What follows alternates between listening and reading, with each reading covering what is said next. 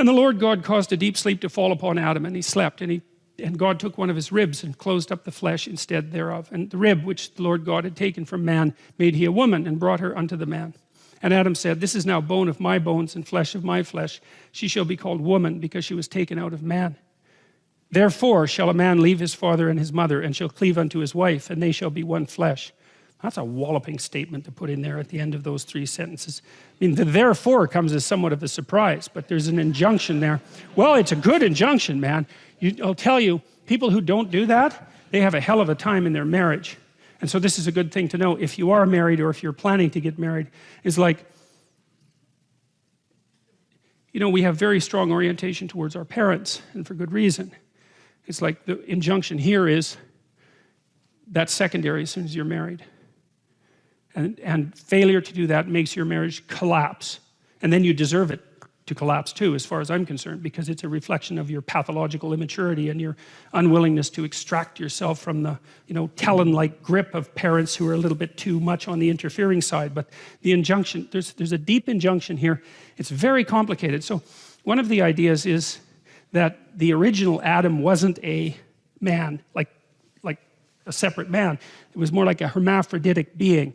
And in that hermaphroditic being, there was a kind of undifferentiated perfection. And then that was split into male and female.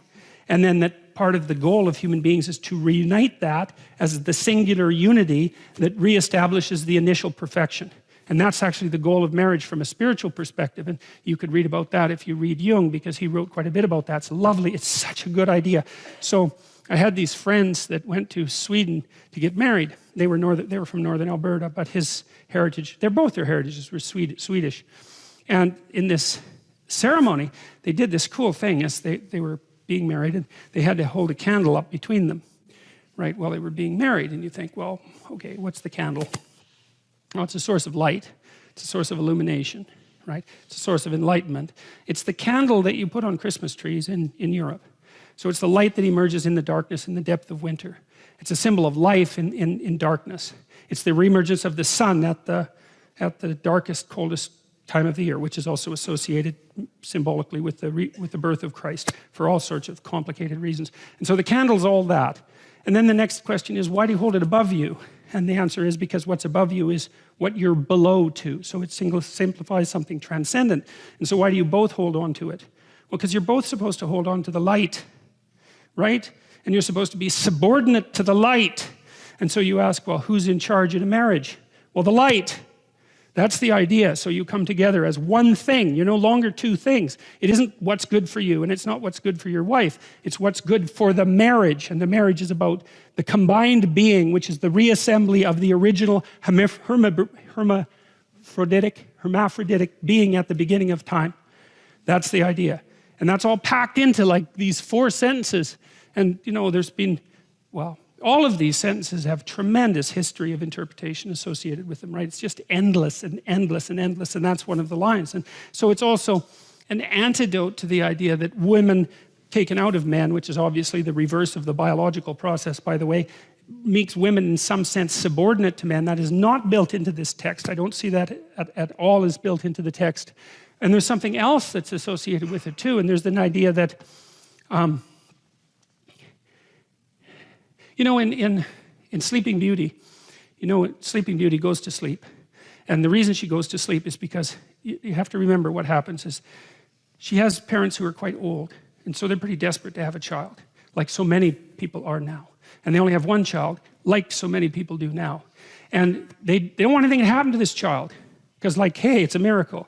And there's only one of them. And she's the princess. And so it's like, we're not letting anything around her. So they have a big christening party, right? And they invite everybody. But they don't invite Maleficent. And Maleficent is the terrible mother. She's nature. She's like the thing that goes bump in the night. She's the devil herself, so to speak. She's everything that you don't want your child to encounter. So the king and queen saying, well, we just won't invite her to the christening. It's like, well, good luck with that. That's an Oedipal story, right? The Oedipal mother is the mother who devours her child by refusing, by overprotecting him or her, so that instead of being strengthened by an encounter with the terrible world, they're weakened by too much protection, and then when they're let out into the world, they cannot live. And that's the story of Sleeping Beauty, and that's what the king and queen do. And they apologize to Maleficent when she first shows up and say, well, you know, they have a bunch of half-witted excuses why they don't invite her. We forgot. It's like, I don't think so. You know, you don't forget something like that. And she kind of makes that point. It's right, the whole horror of life. You don't forget about that when you have a child, that's for sure. You might wish that it would stay at bay, but you do not forget about it. The question is, do you invite it to the party? And the answer is, it bloody well depends how unconscious you want your child to be. And if you want your child to be unconscious, well, then you have the added advantage that maybe they won't leave home, and so you can take advantage of them for the rest of your sad life instead of going off to find something to do for yourself. Well, and then of course you can take revenge on them if they do have any what would you call impetus towards courage that you sacrificed yourself 30 years ago and want to stamp out as soon as you see it develop in your child. That's another thing that would be quite pleasant. And so that's what happens in Sleeping Beauty. Yeah, well, none of this is pleasant, and nothing that happens in that story is pleasant. So Sleeping Beauty, she's naive as hell. They put her out in the forest and have her raised by these three like goody two-shoes fairies that are also completely devoid of any real potency and power, right? There's nothing maleficent about them. And then the first idiot prince that wanders by, she falls in love with so badly that she has post-traumatic stress disorder when he rides off on his horse, right? That's what happens. And then she goes into the castle and she's all freaked out because she met the love of her life for like 5 minutes, for God's sake. And you know, that's when the spinning wheel, that's the wheel of fate, pops up and she pricks her finger, right? They try to get rid of all the spinning wheels. They try to get rid of all the wheels of fate with their pointed end, but she finds it, pricks her fingers and falls down unconscious. Well, she wants to be unconscious, and no bloody wonder. She was protected her whole life. She's so damn naive that her first love affair just about kills her. She wants to go to sleep and never wake up. And so that's exactly what happens. And then she has to wait for the prince to come and rescue her. Well, you think, how sexist can you get, that story? Well, seriously, because that's the way that would be read in the modern world. It's like she doesn't need a prince to rescue her. That's why Disney made Frozen that absolutely appalling piece of rubbish.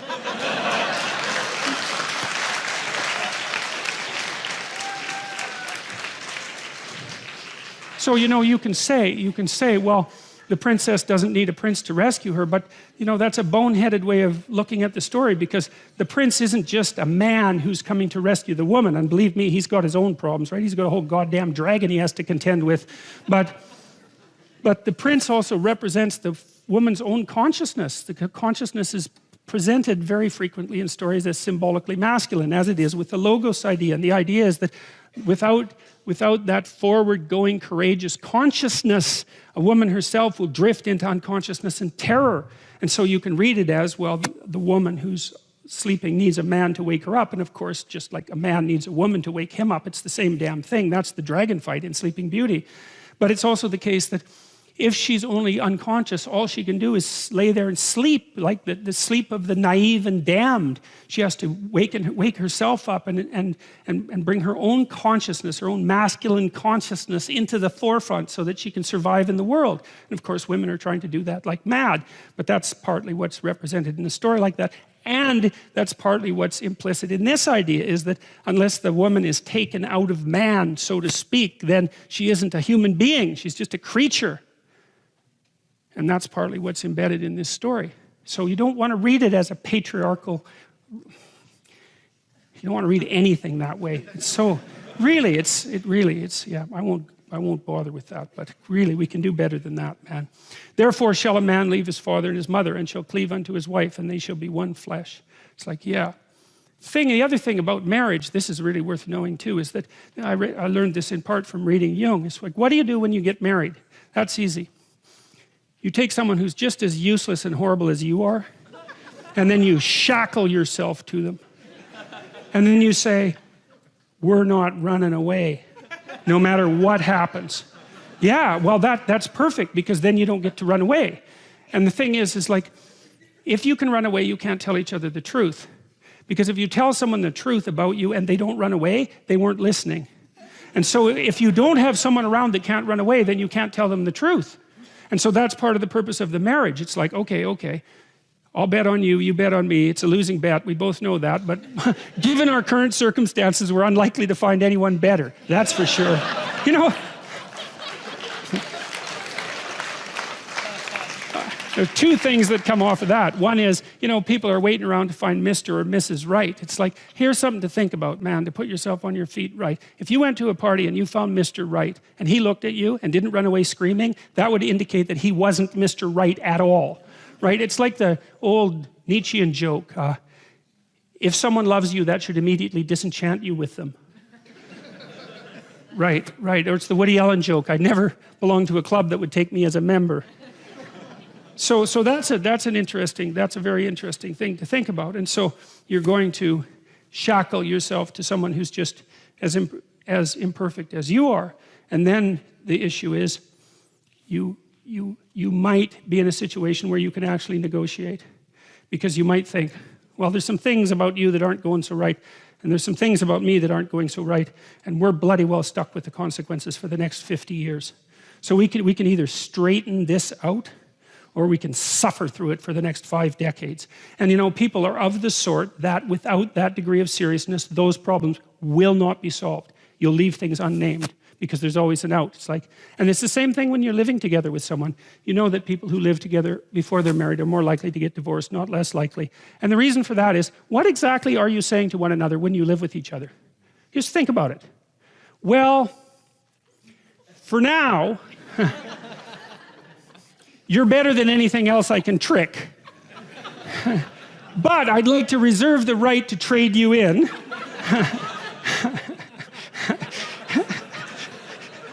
Conveniently, if someone better happens to stumble into me.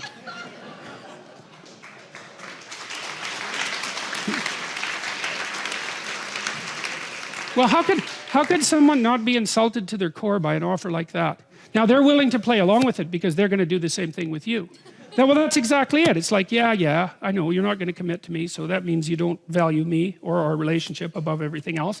But as long as I get to escape if I need to, then I'm willing to put up with that. It's like, that's a hell of a thing. I mean, you might think, how stupid is it to shackle yourself to someone? It's like, it's stupid, man. There's no doubt about that. But compared to the alternatives, it's pretty damn good. Because without that shackling, there are things you will never, ever learn, because you'll avoid them. You can always leave. And if you can leave, then you don't have to tell each other the truth. It's as simple as that, because you can just leave. And then you don't have anyone you can tell the truth to.